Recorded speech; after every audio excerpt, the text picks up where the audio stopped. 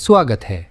इस वक्त Vladimir Putin के सबसे कीमती नगीने क्रीमिया में 1 मिलियन से ज़्यादा लोग अंधेरे में हैं।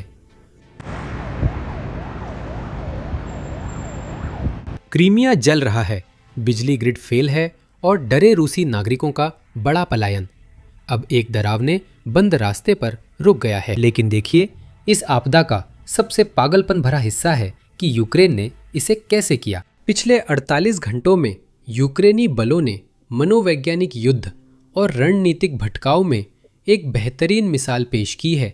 उन्होंने एक बड़ा जाल बिछाया और रूसी सेना बिना कुछ देखे उसमें फंस गई। अब महत्वपूर्ण आपूर्ति लाइनें कट चुकी हैं, संपत्ति की कीमतें गिर रही हैं और गंभीर ईंधन की कमी के कारण हजारों भाग रहे रूसी सचमुच इस प्रायद्वीप पर फंस गए हैं।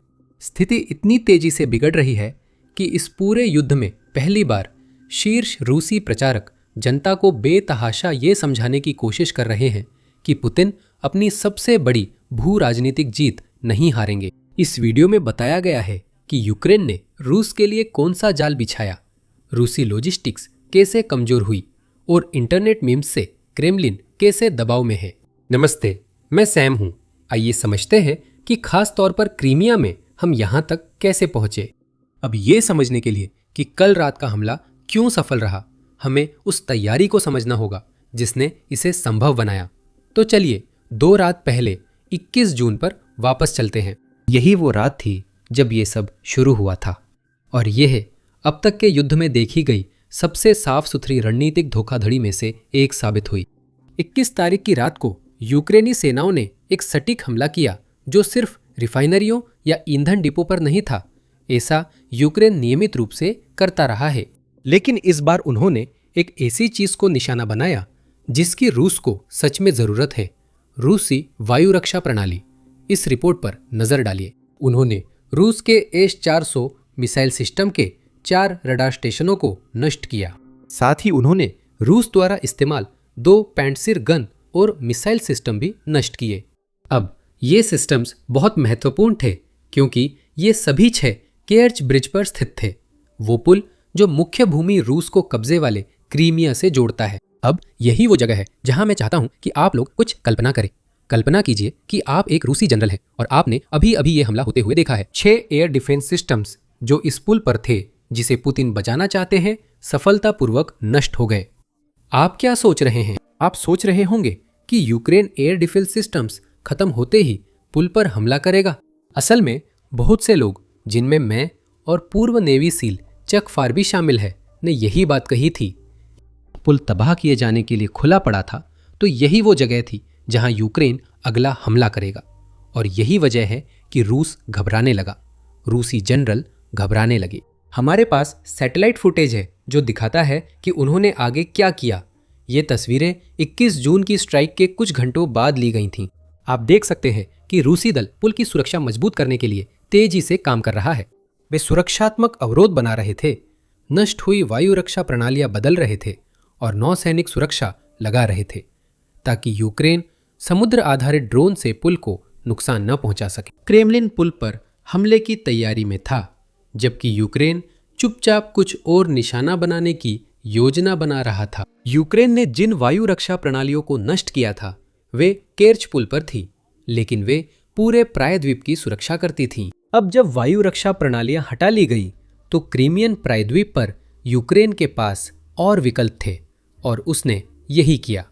ये नक्शा देखिए, ये बीती रात की यूक्रेनी ड्रोन गतिविधि का नक्शा है। हमले मुख्य रूप से क्रीमिया और दक्षिणी रूस को निशाना बना रहे थे और उस हमले के बाद का नजारा कुछ ऐसा था। जो आग आप देख रहे हैं वह केर्च थर्मल पावर प्लांट है, जो पूर्वी क्रीमिया की सबसे बड़ी बिजली सुविधा है। अब वह प्लांट आग के रूप में तो बहुत सारी ऊर्जा पैदा कर रहा है, लेकिन दुर्भाग्यवश रूस इसका इस्तेमाल घरों को रोशन करने के लिए नहीं कर सकता। इस हमले का नतीजा वही है जिससे हमने अपना वीडियो शुरू किया था। 10 लाख से ज़्यादा क्रीमियन बिना बिजली के हैं और ये एक प्रायद्वीप है जिसकी आबादी 24 लाख है। इसका मतलब है कि आधे लोगों के पास बिजली नहीं है। रूसी अधिकारी कह रहे हैं कि ब्लैकआउट ग्रिड की विफलता का नतीजा है, लेकिन आपकी स्क्रीन पर जो धुआं दिख रहा है वो एक बिल्कुल अलग कहानी बता रहा है। असल में धुआं इतना ज़्यादा है कि अगर आप प्रायद्वीप पर है तो उसे 30 मील दूर से भी देख सकते हैं। आप इसे नासा के आग का पता लगाने वाले उपग्रह से भी देख सकते हैं, जो शायद आसमान में लाखों मील ऊपर हैं। और बताइए, क्या यूक्रेन ने सिर्फ एक पावर प्लांट नहीं बल्कि कई जगहों पर बीती रात हमले किए? ये है उन सभी पावर प्लांट्स की पूरी सूची। पहले सिर्फ उन पावर प्लांट्स को गिनिए जिनका नक्शा चक फार ने बनाया है, बाकी टारगेट्स बाद में बात करेंगे। मैं देख रहा हूं कि एक रात में प्रायद्वीप के 4 बिजली ठिकानों पर हमला हुआ, जिससे 10 लाख से ज्यादा लोग बिना बिजली के हैं। हमारे पास एक हमले का वीडियो क्लिप है जिसे क्रीमिया के एक रूसी निवासी ने प्रकाशित किया। Нам пизда. We are fucked.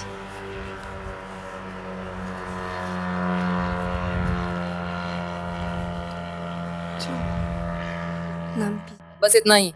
हम पूरी तरह से फंस गए हैं। मेरे हाथ कांप रहे हैं।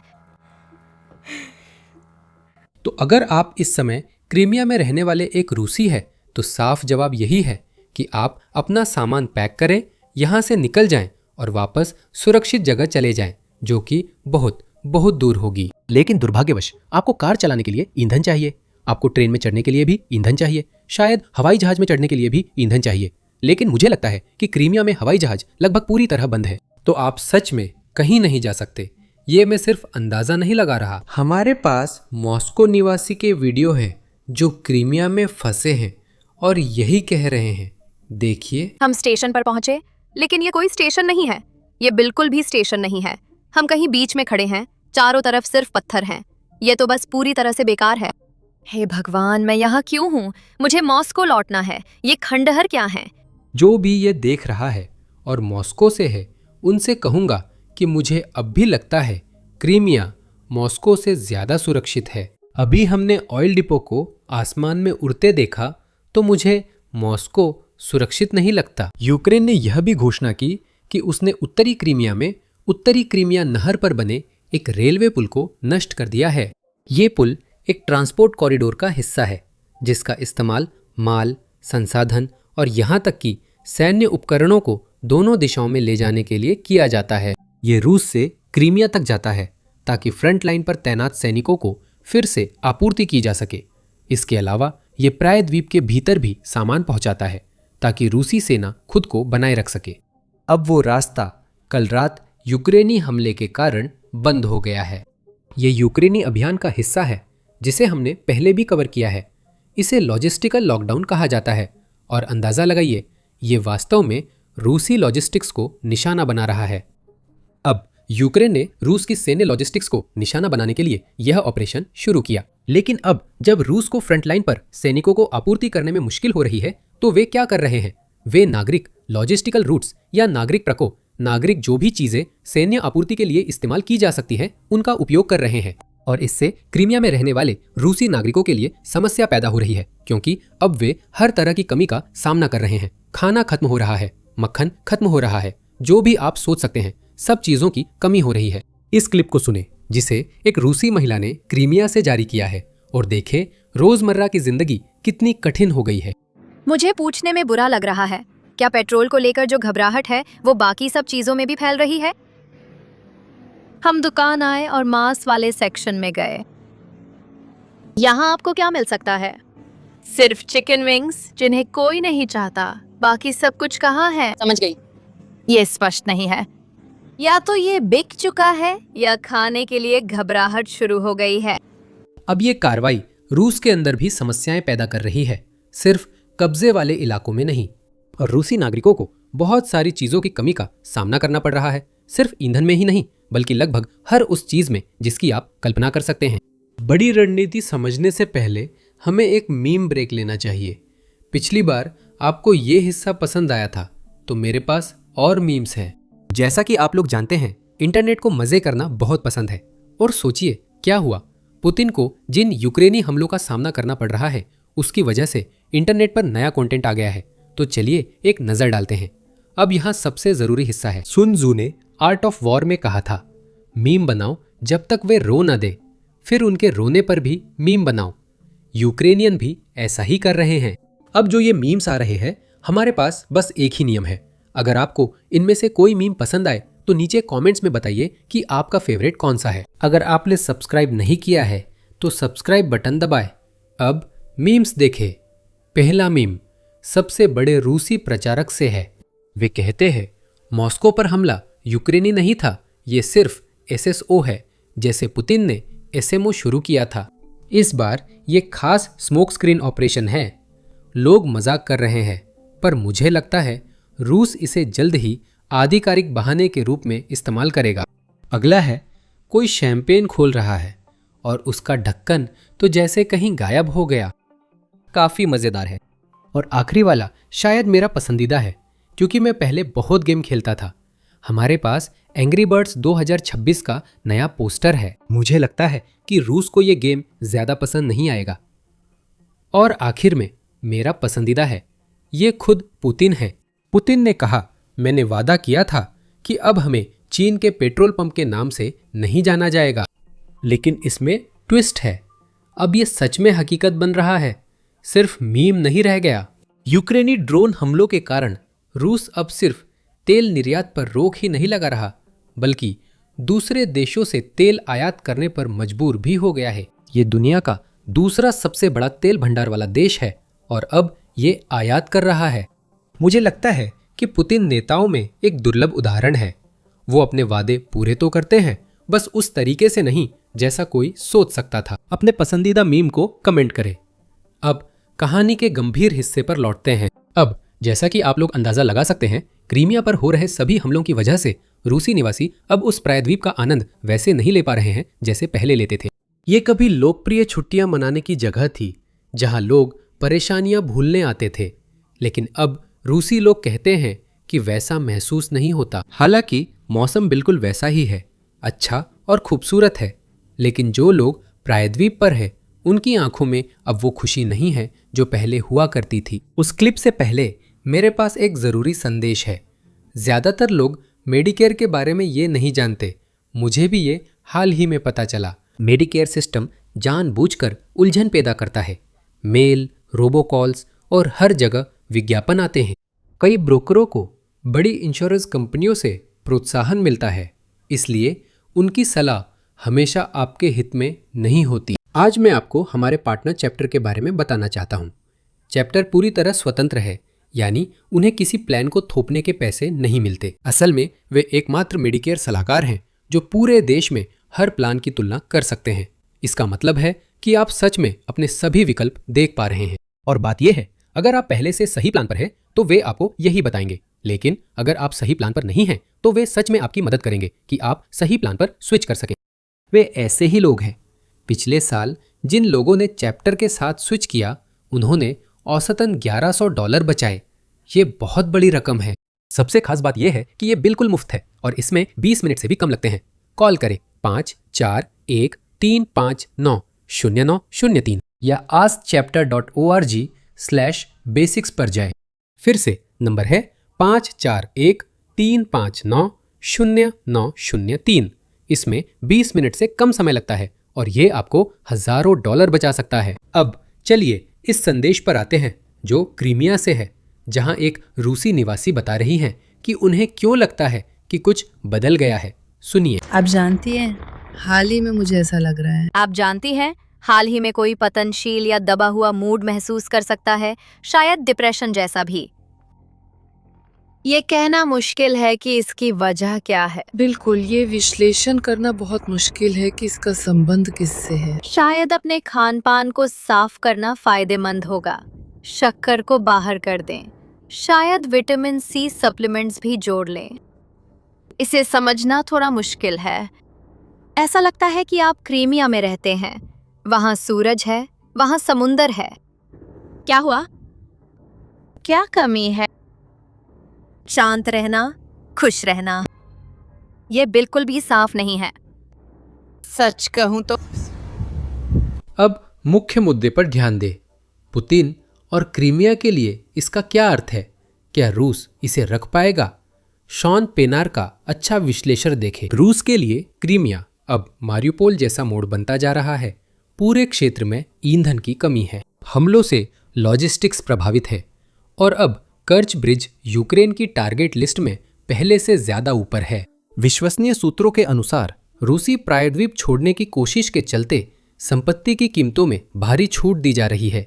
लोग हालात बिगड़ने से पहले अपार्टमेंट्स सस्ते में बेच रहे हैं। क्रीमिया को वर्षों तक पुतिन की सबसे बड़ी भू राजनीतिक जीत और काला सागर बेड़े का घर बताया गया। आज प्रायद्वीप ईंधन की कमी, परिवहन बाधा, आर्थिक अनिश्चितता और पलायन जैसी समस्याओं से जूझ रहा है। आपकी स्क्रीन पर दिख रहा पुल सिर्फ बुनियादी ढांचा नहीं बल्कि एक प्रतीक है। अगर यह लंबे समय तक उपयोगी नहीं रहा तो इसके सैन्य परिणाम गंभीर होंगे और राजनीतिक परिणाम खासकर पुतिन के लिए और भी बड़े हो सकते हैं। आखिरी पंक्ति बहुत अहम है। पुतिन के लिए, जैसा कि हमने पहले भी बताया है, क्रीमिया सिर्फ एक इलाका नहीं है। जब उन्होंने इस प्रायद्वीप पर कब्जा किया था तब उनकी राजनीतिक लोकप्रियता में जबरदस्त बदलाव आया था। 2014 से पहले रूसी जनता पुतिन की बड़ी समर्थक नहीं थी क्योंकि उन्होंने राष्ट्रपति का तीसरा कार्यकाल शुरू किया था। रूस को लगा देश फिर से सोवियत काल में लौट रहा है, जहां एक सार मृत्यु तक राज करता था। क्रीमिया पर कब्जे के बाद स्थिति बदली क्योंकि रूसियों को इसे वापस लेने पर गर्व था, जिसे वे रूस का हिस्सा मानते हैं। अगर पुतिन इसे हार जाते हैं तो यह बड़ी समस्या होगी क्योंकि उन्होंने रूस की रक्षा के लिए यह सैन्य अभियान शुरू किया था, लेकिन चीजें उनकी सोच के अनुसार नहीं हो रही। इसी कारण रूसी सोशल मीडिया पर कुछ अनोखा दिख रहा है। प्रचारक बता रहे हैं कि रूस क्रीमिया कभी नहीं हारेगा, जो पहले नहीं देखा गया था। दिलचस्प है कि वे अब इस पर बात कर रहे हैं जब यूक्रेन प्रायद्वीप की लॉजिस्टिक्स पर पकड़ मजबूत कर रहा है। इस क्लिप को सुनिए। तो आखिर क्रीमिया किसका होगा? मैंने टिकटॉक और इंस्टाग्राम पर देखा कि यूक्रेनियन कह रहे हैं वे गर्मियों के अंत तक क्रीमिया वापस लेंगे। लेकिन चलिए चीजों को एक और वैकल्पिक दृष्टिकोण से देखते हैं। आधिकारिक रूप से हेग की अदालत ने क्रीमिया को रूस का हिस्सा मान्यता दी है। दूसरा, क्षेत्र पर कब्जा करने के लिए पैदल सेना और जनशक्ति की आवश्यकता होती है, और जैसा कि हम जानते हैं यूक्रेन के पास पहले ही लड़ने के लिए आदमी नहीं बचे हैं। वे केवल ड्रोन से प्रायद्वीप को आतंकित कर सकते हैं। हाँ बिल्कुल, ड्रोन डरावने होते हैं। वे नुकसान और आर्थिक हानि पहुंचाते हैं, लेकिन सिर्फ ड्रोन से क्षेत्र पर कब्जा असंभव है। तीसरा, आइए फ्रंट लाइन की स्थिति देखें। यूक्रेनियन की इच्छा के बावजूद रूसी सेना फ्रंट लाइन पर बढ़त ले रही है। हाल ही में कॉन्स्टेंटिनोवका पर कब्जा हुआ, जो 2014 से यूक्रेन के नियंत्रण में था।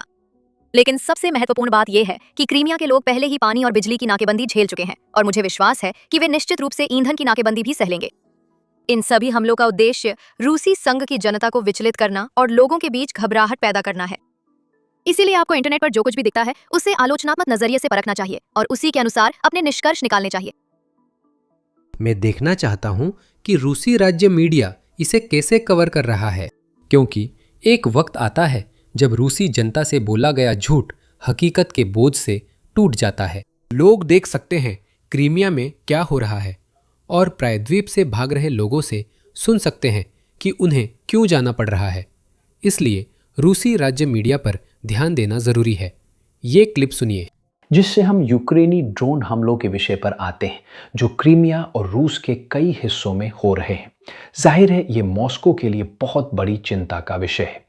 निजावी सिमाया गजेता के अनुसार पिछले गुरुवार कई ड्रोन ने मॉस्को की तेल रिफाइनरी पर हमला किया।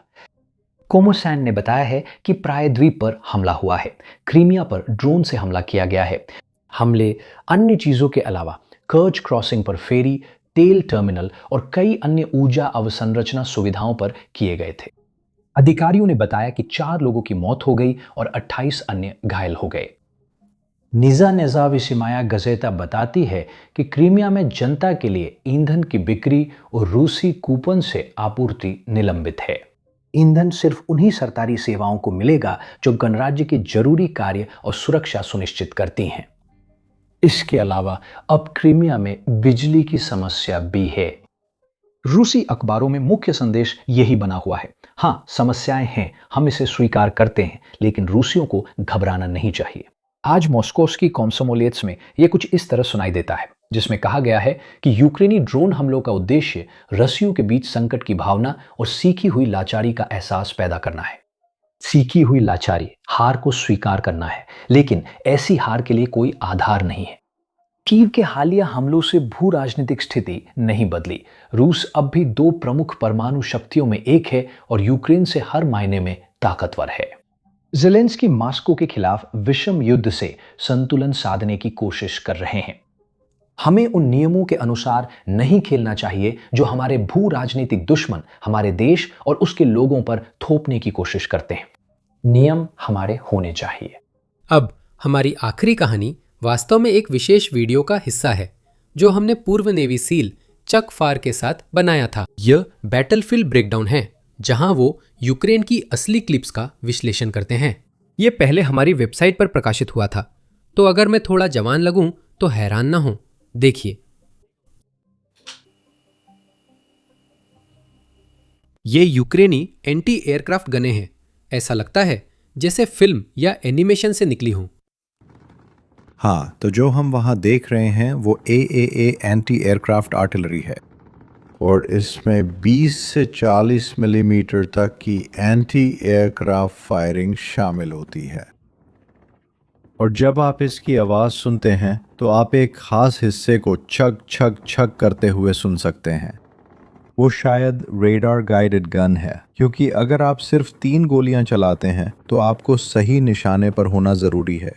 लेकिन ये उस चीज़ का एक अच्छा उदाहरण है जिसे वॉल्यूम ऑफ फायर कहा जाता है।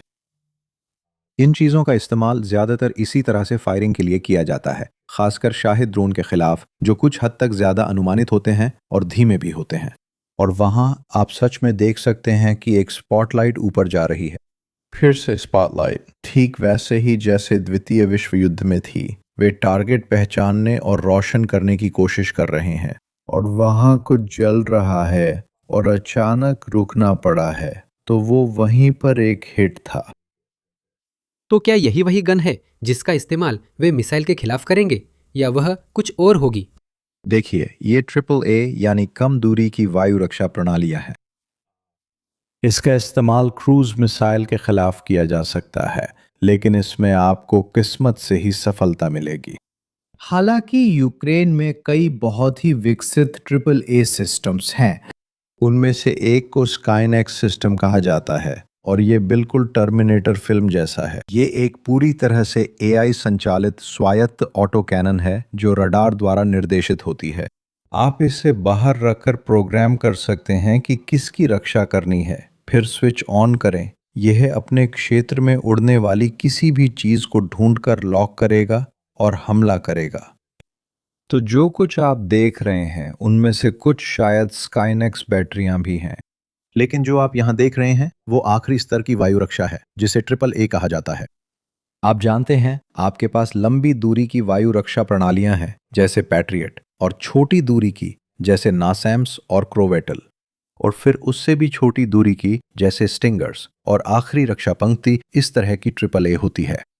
तो अगर आप उस वीडियो का बाकी हिस्सा देखना चाहते हैं, या अगर आप हमारे सदस्यों के लिए प्रकाशित की जा रही और एक्सक्लूसिव सामग्री देखना चाहते हैं, तो आप अभी सदस्य बन सकते हैं नीचे दिए गए ज्वाइन बटन पर क्लिक करके या basicsinsider.com पर जाकर। आपके समर्थन से हम ऐसे वीडियो बनाना जारी रख सकते हैं और बदले में आपको इस जैसी ढेर सारी एक्सक्लूसिव सामग्री मिलती है।